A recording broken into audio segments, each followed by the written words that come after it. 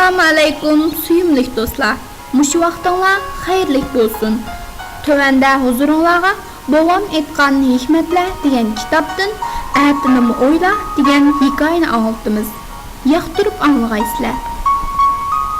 Etinimu Oyla. At yazının patpaq günlerining birida bir dehqon öküz qo'shgan harvisini haydab shaharga kiribdi. Dehqon tar bir ko'chaga kelganda oldiga bir savdogar uchrabdi. Bu savdogar dehqonni qo'ldiriltib bir munch savol so'rabdi. Dehqon savdogarning savoliga bir javob beribdi. Savdogar oxirida dehqondan shaharga nima uchun kirdilar deb so'rabdi. Shaharga nima deb kiratdim, nima arzon bo'lsa shuni setib olay deb kirdim debdi dehqon.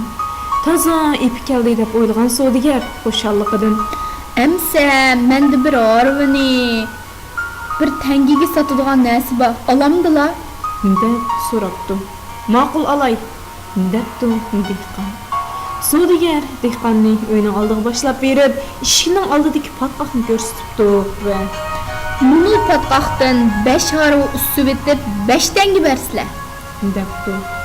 Arzon savdodan chatoq chiqib qolmasin, bir parche tilxat yozib bergan bo'lsa bo'pti ekan debdi dehqon. Savdogar xushal bo'lib tilxat yozib beribdi. Dehqon 5 tengini berib patqaqdan bir harov usti bekitibdi. Patqaq kunlar o'tib hamma joy bog'i bo'stonga qaylangan kunlarning birida dehqon harvisini haydab savdogarning eshik oldiga keldi va savdogarning mang'idigan yo'lini qulab arqaga suvga turibdi. Bu vaqtda savdogar uydan yugurib chiqib, "Ey kalla sarang, nimish uyimning oldidan to'pi usib, tuzgan o'ng'il-do'ng'il qilib qo'ysan?" deb vaqiribdi.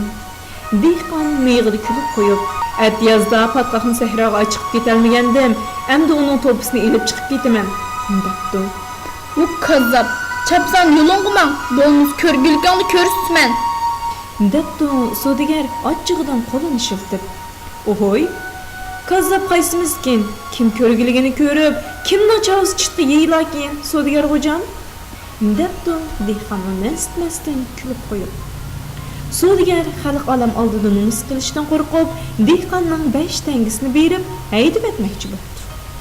Ammo dehqon unutdi. 10 tengi beray debdi, 20 tengi beray debdi. Dehqon yana unutmabdi. Qo'shnilarning bilib qilishidan vasvasiga tushgan savdogar oxiri 50 tengi berib, dehqonni aron tasdiqli yo'lga sapdi. Dehqon ketibdi. Savdogar 50 tengining dardida tomga yo'linib qoldi. Hikmet, ishqa savrchanlik kerak. Sen bir ishda aldiroq salliq qilib qo'ysang, natija qozonolmaysan. Uighur besiq bo'l. Bugunla emas, Etinimu Oyla.